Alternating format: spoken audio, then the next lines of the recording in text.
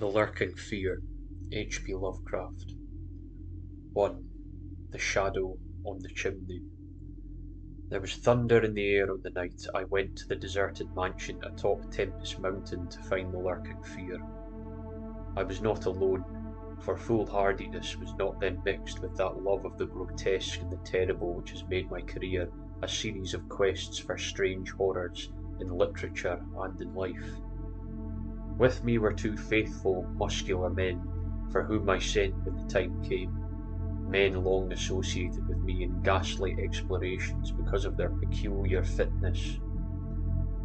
We had started quietly from the village because of the reporters who still lingered about after the eldritch panic of a month before, the nightmare creeping death. Later, I thought, they might aid me, but I did not want them then. Would to God I had let them share the search, that I might not have had to bear the secret alone so long.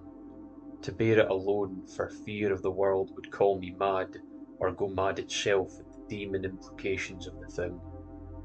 Now that I am telling it anyway, lest the brooding make me a maniac, I wish I had never concealed it, for I, and I only, know what manner of fear lurked on that spectral and desolate mountain.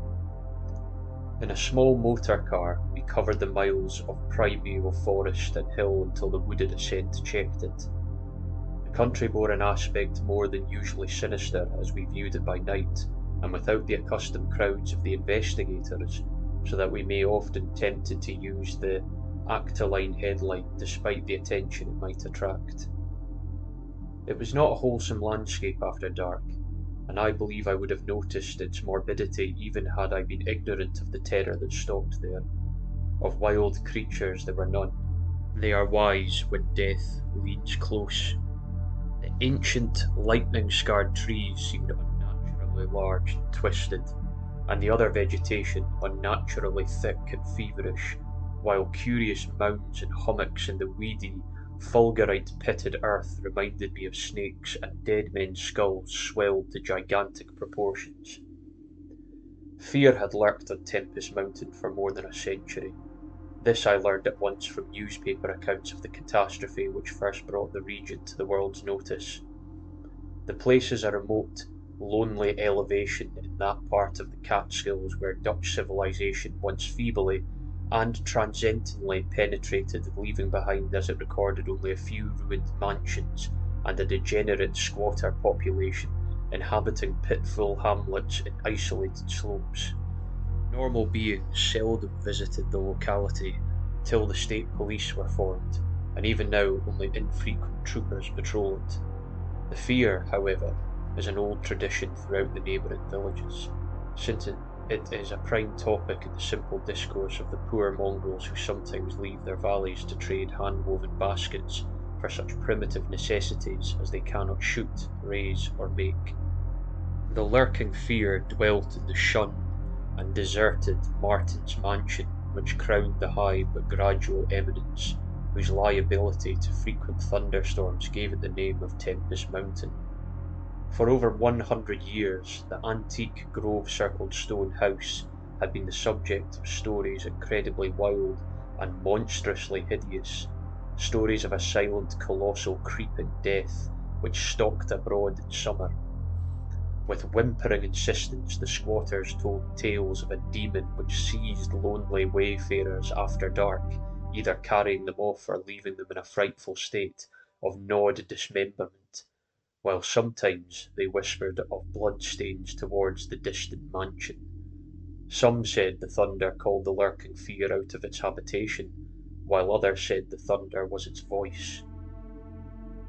No one outside the backwoods had believed these varying and conflicting stories, with their incoherent, extravagant descriptions of the half-glimpsed fiend, yet not a farmer nor villager doubted that the Martens mansion was ghoulishly haunted.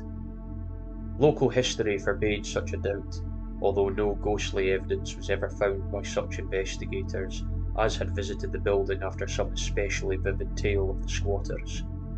Grandmothers told strange myths of the Martens spectre, myths concerning the Martens family itself, its queer hereditary dissimilarity of eyes, its long, unnatural annals, and the murder which had cursed it.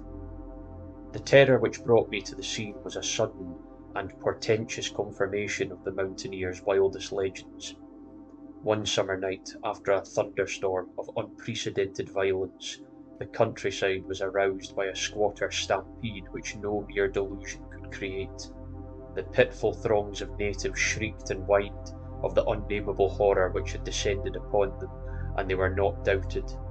They had not seen it, but had heard such cries from one of their hamlets that they knew a creeping death had come. In the morning, citizens and state troopers followed the shuddering mountaineers to the place where they said the death had come. Death was indeed there. The ground under one of the squatters' villages had caved in after a lightning stroke, destroying several of the Maldorus shanties, but upon this property damage was superimposed an organic devastation which paled to its insignificance. Of a possible 75 natives who had inhabited this spot, not one living specimen was visible. The disordered earth was covered with blood and human debris, bespeaking too vividly the ravages of demon teeth and talons, yet no visible trail had led away from the carnage. That some hideous animal must be the cause, everyone quickly agreed, nor did any tongue now revive the charge that such cryptic deaths formed merely the sordid murders common in decadent communities. The charge was revived only when about 25 of the estimated population were found missing from the dead, and even then it was hard to explain the murder of 50 by half that number. But the fact remained that on a summer night a bolt had come out of the heavens and left a dead village, whose corpses were horribly mangled, chewed, and clawed. The excited countryside immediately connected the horror with the haunted Mentes mansion, though the localities were over 3 miles apart. The troopers were more sceptical, including the mansion only casually in their investigations, and dropping it altogether when they found it thoroughly deserted. Country and village people, however, canvassed the place with infinite care, overturning everything in the house, sounding ponds and brooks, beating down bushes, and ransacking the nearby forests. All was in vain. The death that had come had left no trace save destruction itself. By the second day of the search, the affair was fully treated by the newspapers, whose reporters overran Tempest Mountain.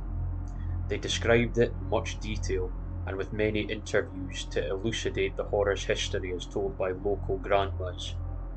I followed the accounts languidly at first, for I am a connoisseur in horrors, but after a week I detected an atmosphere which stirred me oddly, so that on August 5th, 1921, I registered among the reporters who crowded the hotel at Lefert's Corner near village to Tempest Mountain, and acknowledged headquarters of the searchers.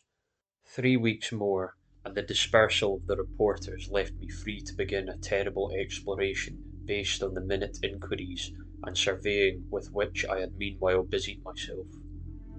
So on this summer night, while distant thunder rumbled, I left a silent motor car and tampered with 2 armed companions up the last mound-covered reaches of Tempest Mountain, casting the beams of an electric torch on the spectral grey walls that began to appear through giant oaks ahead.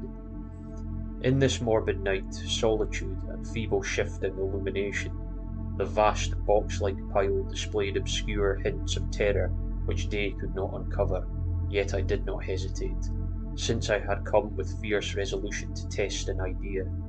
I believed that the thunder called the death demon out of some fearsome secret place, and be that demon solid entity or vaporous pestilence, I meant to see it.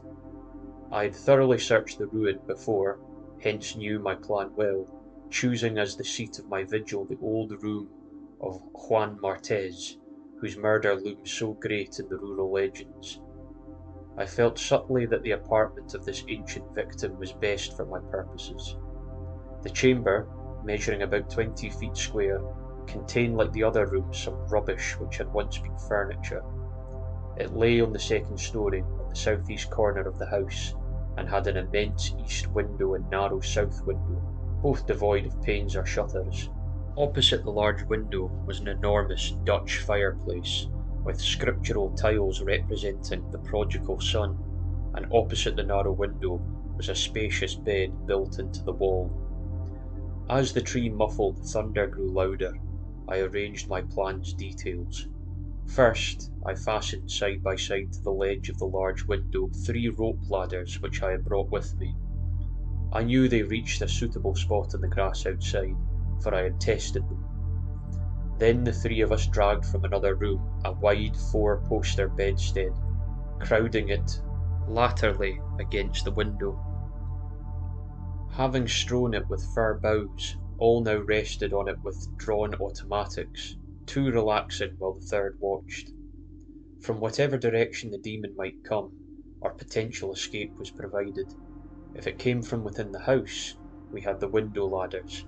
If from outside, the door and the stairs. We did not think, judging from precedent, that it would pursue us far even at worst. I watched from midnight to 1 o'clock, when in spite of the sinister house, the unprotected window, and the approaching thunder and lightning, I felt singularly drowsy. I was between 2 of my companions, George Bennet being towards the window and William Toby toward the fireplace. Bennet was asleep, having apparently felt the same anomalous drowsiness which affected me, so I designated Toby for the next watch, although even he was nodding. It is curious how intently I had been watching that fireplace. The increasing thunder must have affected my dreams, for in the brief time I slept there came to me apocalyptic visions. Once I partly awakened, probably because the sleeper toward the window had restlessly flung an arm across my chest. I was not sufficiently awake to see whether Toby was attending to his duties as sentinel, but felt a distinct anxiety on that score. Never before had the presence of evil so poignantly oppressed me. Later I must have dropped to sleep again, for it was out of a phantasmal chaos that my mind leaped when the night grew hideous with shrieks beyond anything in my former experience or imagination. In that shrieking, the inmost soul of human fear and agony clawed hopelessly and insanely at the ebony gates of oblivion. I awoke to red madness and the mockery of diabolism as farther and farther down inconceivable vistas that phobic and crystalline anguish retreated and river-baited. There was no light, but I knew from the empty space at my right that Toby was gone. God alone knew whither. Across my chest still lay the heavy arm of the sleeper at my left. Then came the devastating stroke of lightning which shook the whole mountain, lit the darkest crypts of the hoary grove, and splintered the patriarch of the twisted trees. In the demon flash of monstrous fireball, the sleeper started up suddenly while the glare from beyond the window threw his shadow vividly upon the chimney above the fireplace, from which my eyes had never strayed. That I am still alive, and sane, is a marvel I cannot fathom. I cannot fathom it, for the shadow on that chimney was not that of George Bennet, or of any other human creature, but a blasphemous abnormality from hell's nethermost craters, a nameless, shapeless abomination which no mind could fully grasp, and no pen even partly describe. In another second I was alone in the accursed mansion, shivering and gibbering. George Bennet and William Toby had left no trace, not even of struggle. They were never heard from again. 2. A passer in the storm. For days after that hideous experience in the forest-swathed mansion, I lay nervously exhausted in my hotel room at Leffer's Corner. I do not remember exactly how I managed to reach the motor car, start it, and slip unobserved back to the village, for I retain no distinct impression save of wild-armed titan trees, demonic mutterings of thunder, and Charonian shadows athwart the low mounds that dotted and streaked the region. As I shivered and brooded on the casting of that brain-blasting shadow, I knew that I had at least pried out one of Earth's supreme horrors, one of those nameless blights of outer voids whose faint demon scratchings we sometimes hear on the farthest rim of space, yet from which our own finite vision has given us a merciful immunity. The shadow I had seen, I hardly dared to analyse or identify. Something had lain between me and the window that night, but I shuddered whenever I could not cast off instinct to classify it. If it had only snarled or bayed or laughed titteringly, even that would have relieved the abysmal hideousness, but it was so silent. It had rested a heavy arm or foreleg on my chest. Obviously it was organic, or had once been organic. Juan Martez, whose room I had invaded, was buried in the graveyard near the mansion. I must find Bennett and Toby if they lived. Why had it picked them and left me for the last? Drowsiness is so stifling, and dreams are so horrible. In a short time, I realised that I must tell my story to someone or break down completely. I had already decided not to abandon the quest for the lurking fear, for in my rash ignorance it seemed to me that uncertainty was worse than enlightenment, however terrible the latter might prove to be.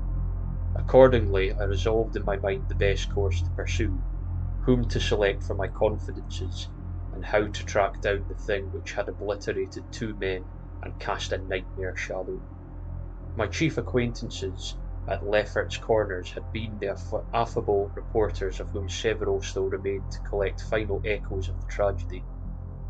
It was from these that I determined to choose a colleague, and the more I reflected, the more my preference inclined towards one Arthur Monroe, a dark, lean man of about 35, whose education, taste, intelligence, and temperament all seemed to mark him as one not bound to conventional ideas and experiences. On an afternoon in early September, Arthur Monroe listened to my story. I saw from the beginning that he was both interested and sympathetic, and when I had finished, he analysed and discussed the thing with the greatest shrewdness and judgment. His advice, moreover, was eminently practical, for he recommended a postponement of operations at the Martez mansion until we might become fortified with more detailed historical and geographical data. On his initiative, we combed the countryside for information regarding the terrible Martez family and discovered a man who possessed a marvellously illuminating ancestral diary. We also talked at length with such of the mountain mongrels as had not fled from the terror and confusion to remoter slopes, and arranged to proceed our culminating task, the exhaustive and definitive examination of the mansion in the light of its detailed history, with an equally exhaustive and definitive examination of spots associated with the various tragedies of squatter legend. The results of this examination were not at first very enlightening, though our tabulation of them seemed to reveal a fairly significant trend, namely, that the number of reported horrors was by far the greatest in areas either comparatively near the avoided house or connected with it by stretches of the morbidity overnourished forest. There were, it is true, exceptions. Indeed, the horror which had caught the world's ear had happened in the treeless space remote alike from the mansion and from any connecting woods. As to the nature and appearance of the lurking fear, nothing could be gained from the scared and witless shanty dwellers. In the same breath they called it a snake, and a giant, and a thunder devil and a bat, a vulture and a walking tree. We did, however, deem ourselves justified in assuming that it was a living organism, highly susceptible to electrical storms, and although certain of the stories suggested wings, we believed that its aversion for open spaces made land locomotion a mere probable theory. The only thing really incompatible with the latter view was the rapidity with which the creature must have travelled in order to perform all the deeds attributed to it. When we came to know the squatters better, we found them curiously likeable in many ways. They feared outsiders, but slowly grew accustomed to us, finally helping vastly when we beat down all the thickets and tore out all the partitions of the mansion in our search for the lurking fear.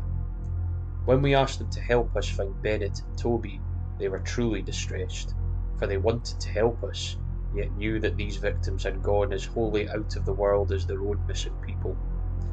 The great numbers of them had actually been killed and removed, just as the wild animals had long been exterminated.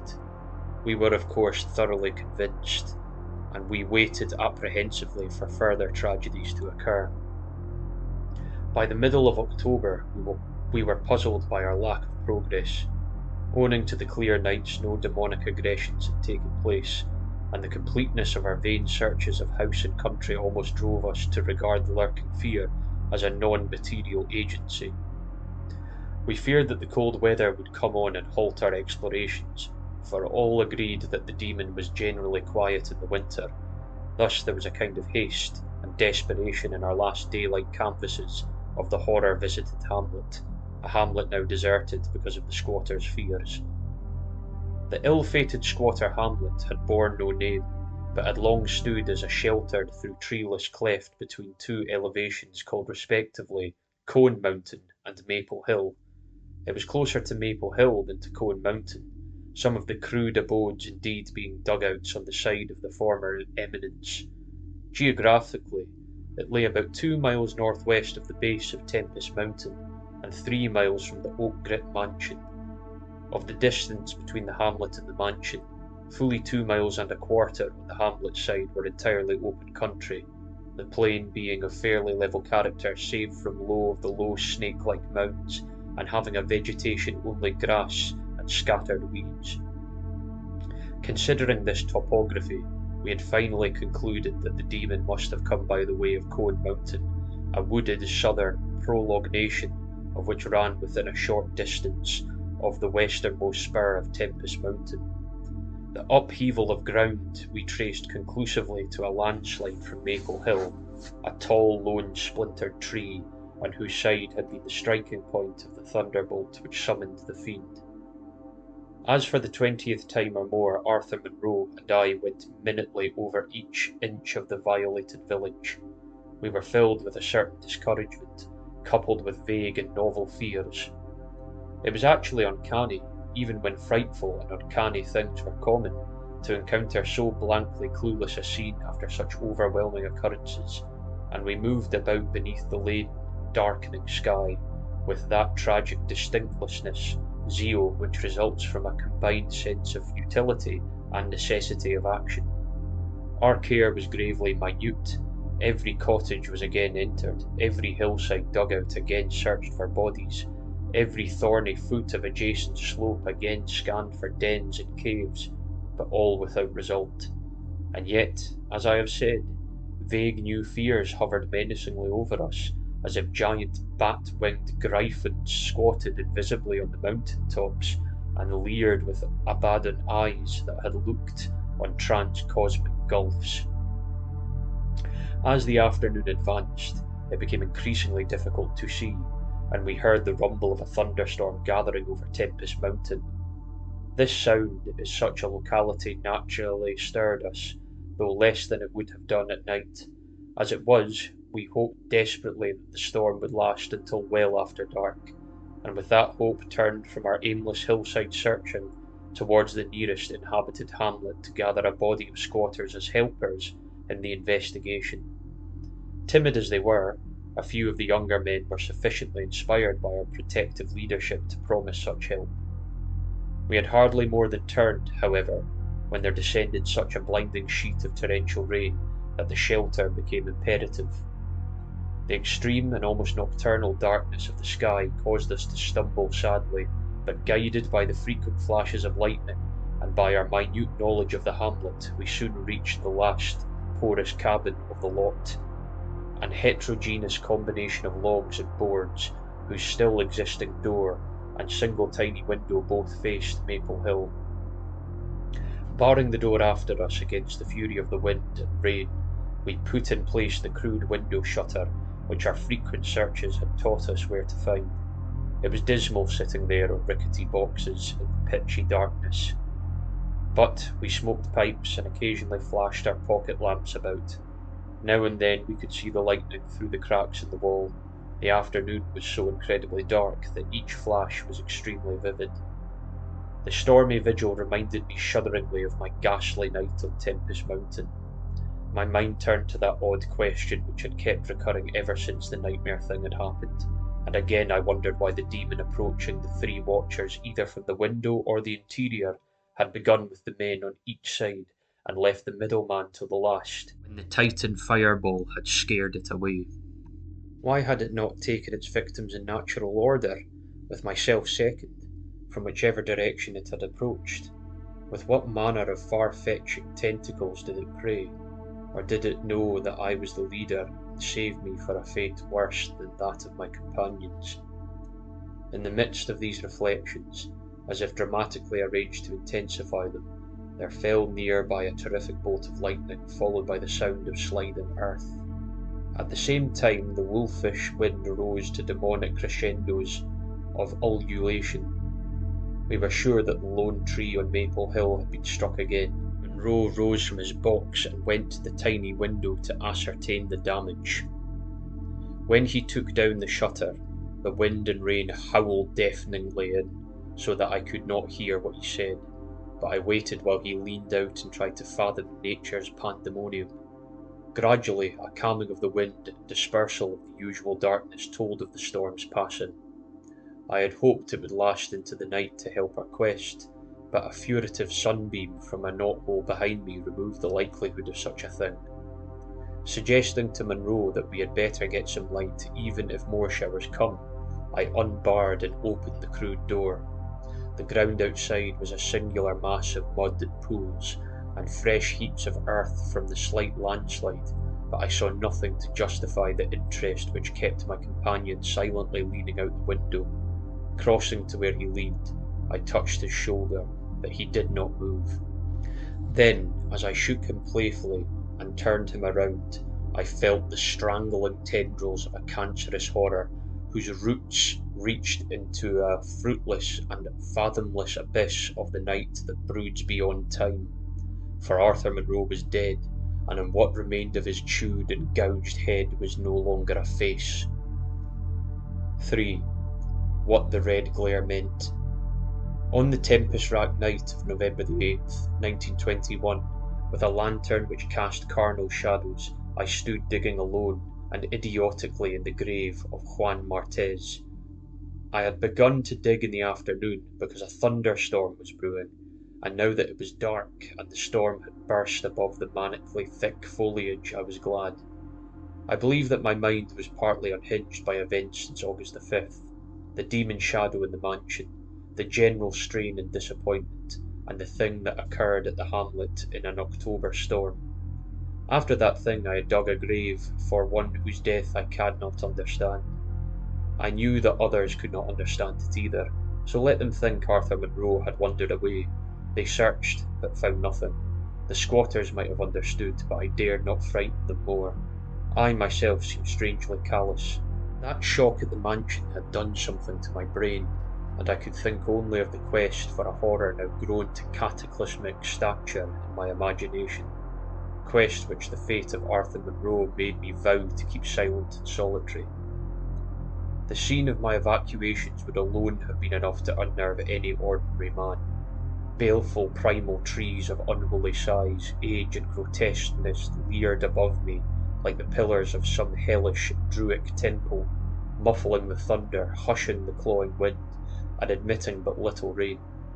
Beyond the scarred trunks in the background, illuminated by faint flashes of filtered lightning, rose the damp ivied stones of the deserted mansion, while somewhat nearer was the abandoned Dutch garden, whose walks and beds were polluted by a white fungus, overnourished vegetation that never saw full daylight.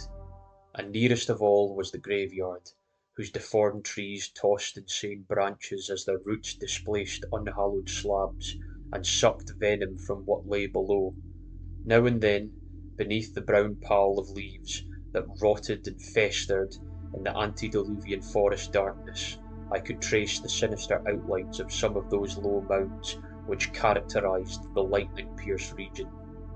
History had led me to this archaic grave. History, indeed, was all I had after everything else ended in mocking Satanism. I now believed that the lurking fear was no material thing, but a wolf-fanged ghost that rode the midnight lightning. And I believed, because of the masses of local tradition I had unearthed in my search with Arthur Monroe, that the ghost was that of Juan Martez, who died in 1762. That is why I was digging idiotically in his grave. The Martez mansion was built in 1670 by Gerrit Martez, a wealthy New Amsterdam merchant who disliked the changing order under British rule and had constructed this magnificent domicile on a remote woodland summit whose untrodden solitude and unusual scenery pleased him. The only substantial disappointment encountered in this site was that which concerned the prevalence of violent thunderstorms in summer. When selecting the hill and building the mansion, Manchir Mantes had laid these frequent natural outbursts to some peculiarity of the year, but in time he perceived that the locality was especially liable to such phenomena. At length, having found these storms injurious to his health, he fitted up a cellar to which he could retreat from their wildest pandemonium. Of Garrett Martez's descendants less is known than of himself, since they were all reared in hatred of the English civilization, and trained to shun such of the colonialists as accepted it. Their life was exceedingly secluded, and people declared that their isolation had made them heavy of speech and comprehension. In appearance, all were marked by a peculiar inherited dissimilarity of eyes, one generally being blue and the other brown.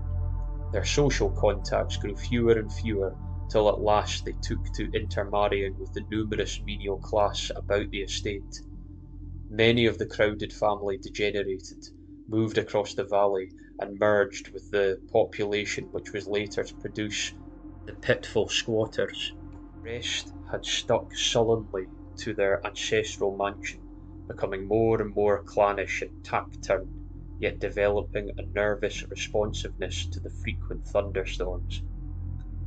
Most of this information reached the outside world through young Juan Martez, who from some kind of restless joined the colonial army when news of the Albany Convention reached Tempest Mountain. He was the first of Garrett's descendants to see much of the world, and when he returned in 1760, after 6 years of campaigning, he was hated as an outsider by his father, uncles and brothers, in spite of his dissimilar Martez eyes. No longer could he share the peculiarities or prejudices of the Martez, while the very mountain thunderstorms failed to intoxicate him as they had before.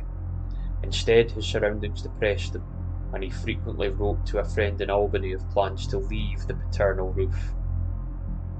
In the spring of 1763, Jonathan Guilford, the Albany friend of Juan Martez, became worried by his correspondent's silence, especially in view of the conditions and quarrels at the Martez mansion. Determined to visit Juan in person, he went into the mountains on horseback. His diary states that he reached Tempest Mountain on September the 20th, finding the mansion in great decrepitude. The sullen, odd-eyed Martenses, whose unclean animal aspect shocked him, told him in broken gutturals that Juan was dead. He had, they insisted, been struck by lightning the autumn before, and now lay buried behind the neglected, sunken gardens. They showed the visitor the grave, barren and devoid of markers. Something in the Martez's manner gave Gifford a feeling of repulsion and suspicion, and a week later he returned with spade and mattock to explore the spot.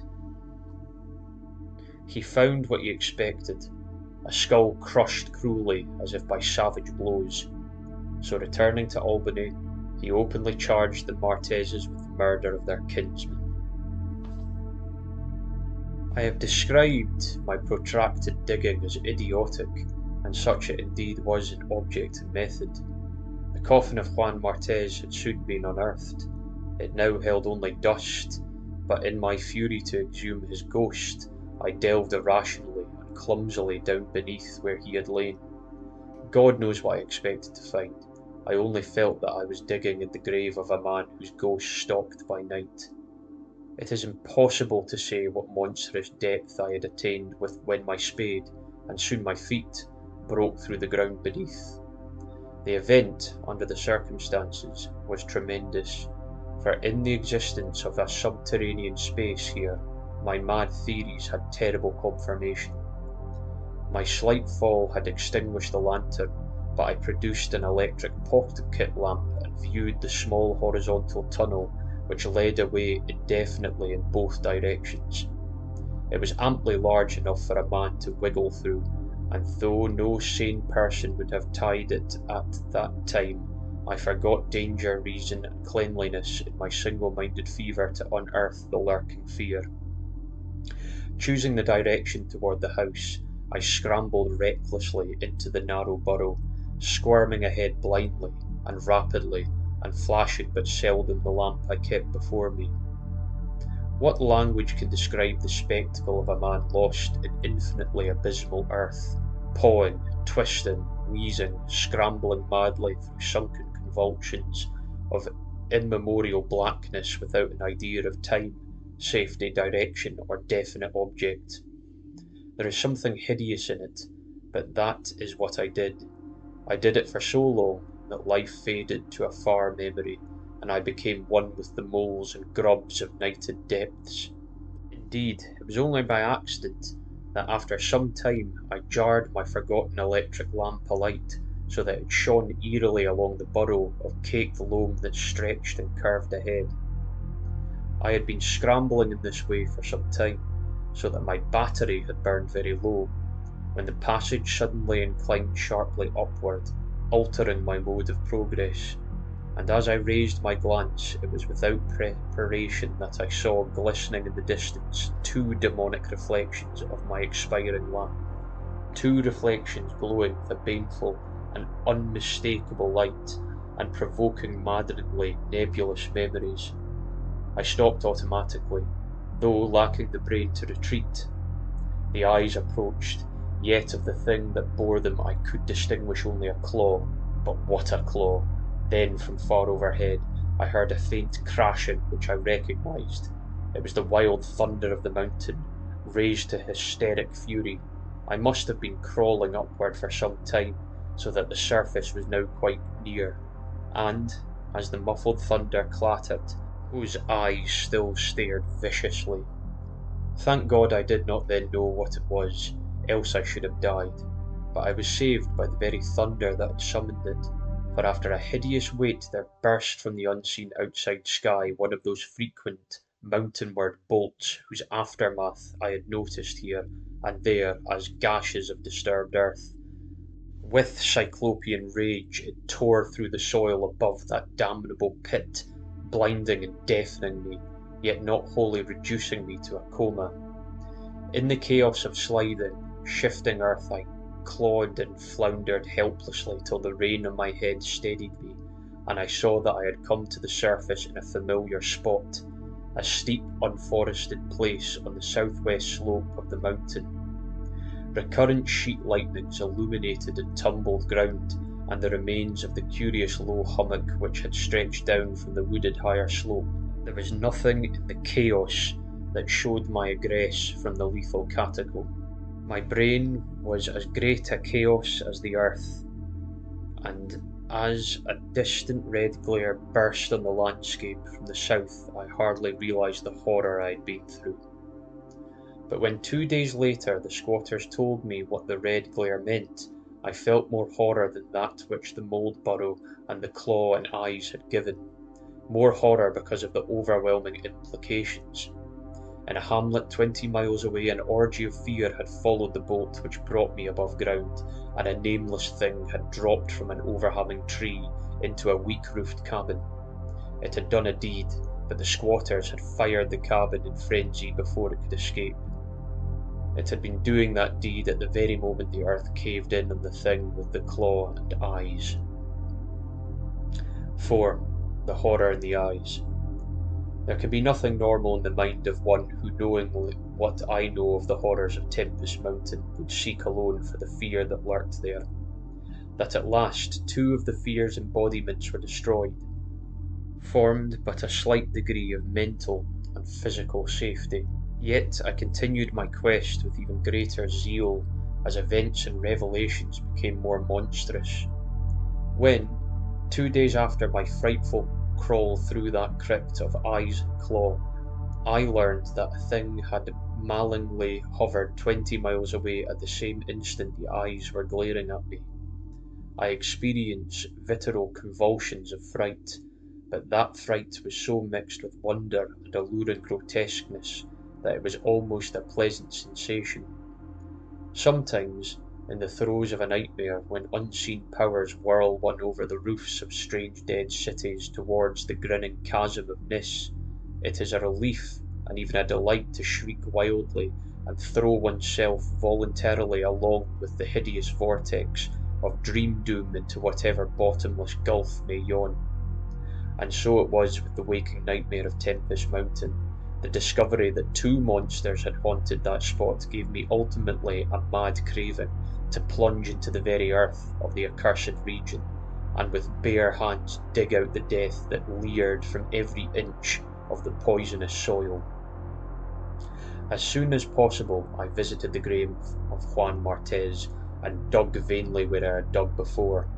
Some extensive cave-in had obliterated all trace of the underground passage, while the rain had washed so much earth back into the excavation that I could not tell how deeply I had dug that other day.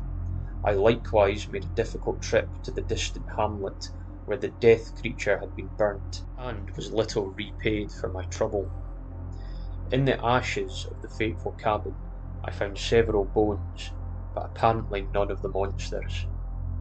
The squatter said that the thing had had only one victim, but in this I judged them inaccurate, since besides the complete skull of a human being, there was another bony fragment, which seemed certainly to have belonged to a human skull at some time. Though the rapid drop of the monster had been seen, no one could say just what the creature was like. Those who had glimpsed it called it simply a devil. Examining the great tree where it had lurked, I could discern no distinctive marks.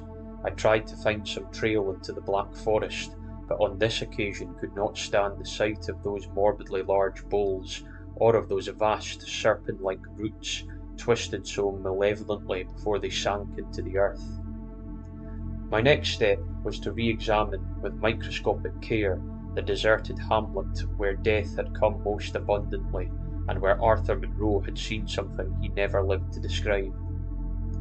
Through my vain previous searches had been exceedingly minute, I now had new data to test, for my horrible grave crawl convinced me that at least one of the phases of the monstrosity had been underground creature.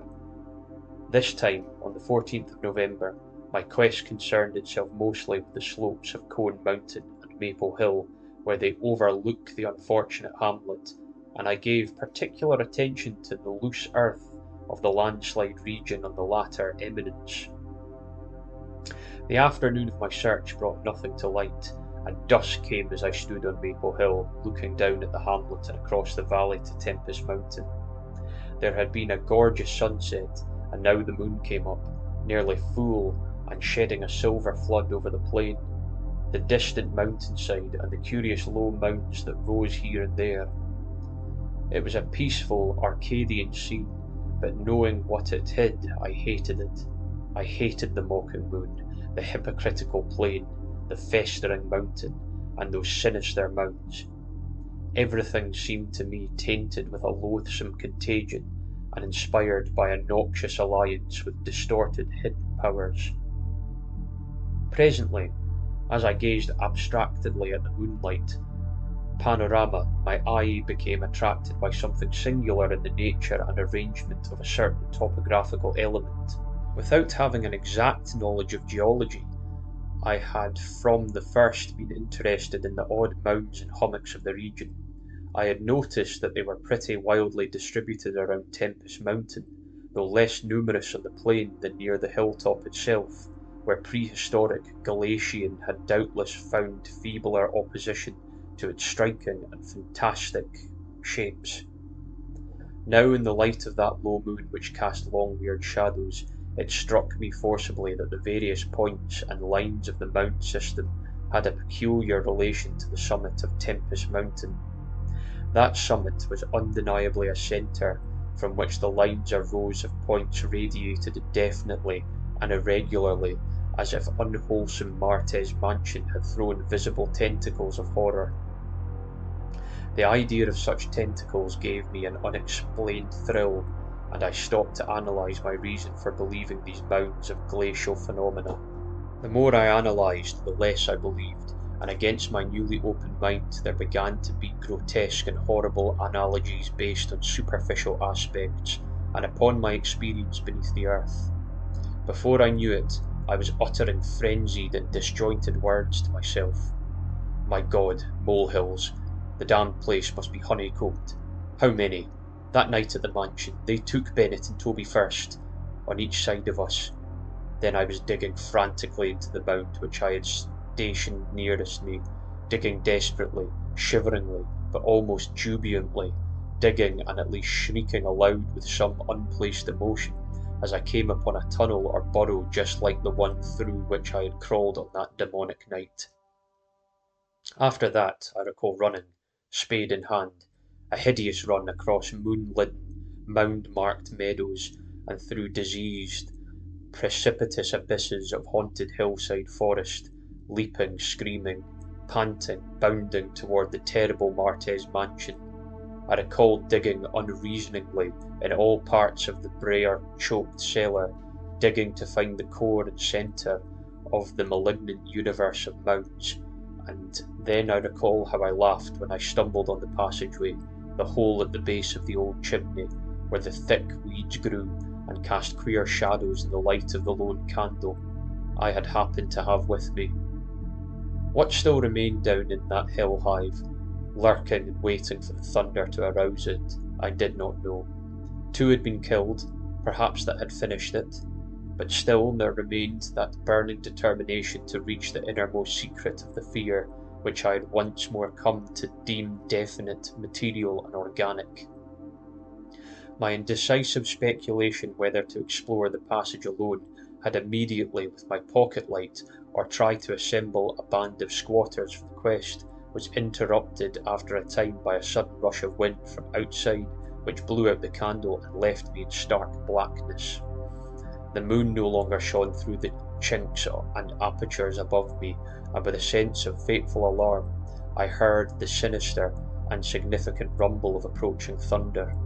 A confusion of associated ideas possessed my brain, leading me to grope back towards the farthest corner of the cellar. My eyes, however, never turned away from the horrible opening at the base of the chimney, and I began to get glimpses of the crumbling bricks and unhealthy weeds as faint glows of lightning penetrated the woods outside and illuminated the chinks in the upper wall. Every second I was consumed with a mixture of fear and curiosity. What would the storm call forth? Or was there anything left for it to call? Guided by a lightning flash, I settled myself down behind a dense clump of vegetation, through which I could see the opening without being seen. If heaven is merciful, it will some day efface from my consciousness the sight that I saw, and let me live my last years in peace. I cannot sleep at night now, and have to take opiates when it thunders. The thing came abruptly and unannounced, a demon, rat-like scurrying from pits remote and unimaginable, a hellish panting and stifled grunting, and then from that opening beneath the chimney a burst of multitude and leprous life, a loathsome night-spawned flood of organic corruption, more devastatingly hideous than the blackest conjurings of mortal madness and morbidity. Seething, stewing, surging, bubbling, like serpent slime, it rolled up and out of that yawning hole, spreading like a septic contagion, and streaming from the cellar at every point of egress, steaming out to scatter through the accursed midnight forests, and sow fear, madness, and death. God knows how many there were. There must have been thousands. To see them stream of them in the faint intermediate lightning was shocking. When they had thinned out enough to be glimpsed as separate organisms, I saw that they were dwarfed, deformed, hairy devils or apes, monstrous and diabolic caricatures of the monkey tribe. They were so hideously silent. That was hardly a sequel when one of the largest stragglers turned with the skill of a long practice to make a meal in accustomed fashion on a weaker companion. Others snapped up what it left and ate with slavering relish. Then, in spite of my days of fright and disgust, my morbid curiosity triumphed, and as the last of the monstrosities oozed up alone from that netherworld of unknown nightmare, I drew my automatic pistol and shot it under cover of the thunder. Shrieking, slithering, torrential shadows of red, vicious madness chasing one another through endless corridors of purple, fungus-like sky, formless phantasms and kaleidoscopic mutations of a ghoulish, remembered scene, forests of monstrous, overnourished oaks with serpent roots twisting and sucking unnameable juices from an earth, with millions of cannibal devils inside of it, mound-like tentacles groping from underground nuclei of polyphous perversion, insane lightning over malignant ivied wells, and demon arcades choked with fungus vegetation. Heaven be thanked for the instinct which led me unconscious to the place where men dwell, to the peaceful village, and slept under the calm stars of clearing skies. I had recovered enough in a week to send to Albany for a gang of men to blow up the Martez mansion and the entire top of Tempest Mountain with dynamite, stop up all the discoverable mountain burrows, and destroy certain overnourished trees whose very existence seemed an insult to sanity. I could sleep a little after they had done this, but true rest will never come as long as I remember that nameless secret of the lurking fear. The thing will haunt me, for who can say the extermination is complete and that analogous phenomena do not exist all over the world? Who can, with my knowledge, think of the earth's unknown caverns without a nightmare dread of future possibilities? I cannot see a well or a subway entrance without shuddering. Why cannot the doctors give me something to make me sleep, or truly calm my brain when it thunders? What I saw in the glow of my flashlight after I shot the unspeakable, staggering object was so simple that almost a minute elapsed before I understood and went delirious. The object was nauseous, a filthy whitish gorilla thing with sharp yellow fangs and matted fur. It was the ultimate product of mammalian degeneration, the frightful outcome of isolated spawning, multiplication and cannibal nutrition above and below the ground, the embodiment of all the snarling chaos and grinning fear that lurk behind life.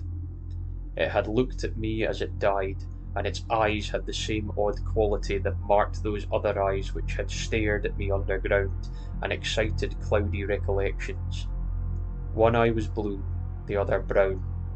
They were dissimilar Martez eyes of the old legends, and I knew in one inaudiating cataclysm of voiceless horror that had become of that vanished family, the terrible and thunder-crazed house of Martez.